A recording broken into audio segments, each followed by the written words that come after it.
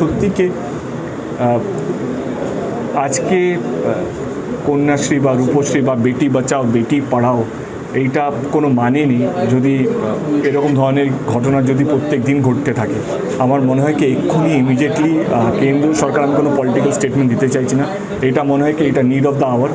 এক্ষুনি কেন্দ্র সরকারের অল পার্টি মিটিং ডাকা উচিত, অল সিএমকে ডাকা উচিত, অল সিএম মিটিং ডাকা উচিত এবং এই যে রেপিস্টদের বিরুদ্ধে কীভাবে কী ব্যবস্থা নেওয়া উচিত, কী আইন আনা উচিত, আমার মনে হয় এক্ষুনি ইমিডিয়েটলি এটা ভাবা উচিত। এটা সত্যি একটা ভীষণ বড় একটা সাবজেক্ট এই মুহূর্তে আমাদের দেশে।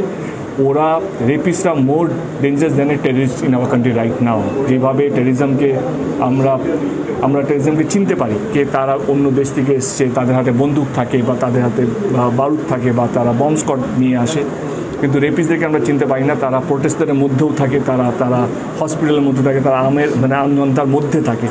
এবং তাদের কেন থাকে? কারণ তাদের মনের মধ্যে কোনো ভয় নেই, কারণ তারা জানে এই পলিটিক্যাল লড়াইয়ের মধ্যে তারা যে কোনো সময় বেঁচে যেতে পারে। কারণ আমরা দেখতেই পাচ্ছি কি আজকে আমাদের যেভাবে অন্য সিএমরা আমার সিএমকে অ্যাটাক করছে বা আমার সিএম অন্য সিএমকে যেভাবে অ্যাটাক হচ্ছে, সেইটা আমি বুঝতে পারছি না এটা কি শুধু বাংলার লজ্জা, এটা তো আমাদের দেশের লজ্জা। এবং যেইভাবে পলিটিক্যাল পার্টিগুলো নেমে পড়েছে ডিভাইড অ্যান্ড রুল করার জন্য, এটা শুধু বাংলার লজ্জা বা বাট এটা আমার কোথাও যেন মনে হয়, আমি কোনো দলের হয়ে বলছি না, আমি দলের প্রতিনিধি হিসেবে বলছি না।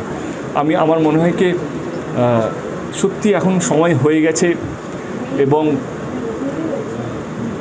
কি বলবো কে এখন এইটা কার দোষ, কোন রাজ্যে হয়েছে, সে বিহারি না বাঙালি, সেইটার থেকে বড় উচিত কি মানুষকে ভয় পেতে হবে। যারা এর রেপিস্ট মেন্টালিটি নিয়ে চলছে তাদের কোনো ভয় নেই, কারণ তারা জানে যে এই তো দিদিকে দাদা গাল দেবে, দাদাকে দিদি গাল দেবে, এইটার মধ্যে তারা বেঁচে যাবে, কোনো একটা নিয়মের ফাঁক দিয়ে তারা বেরিয়ে যাবে।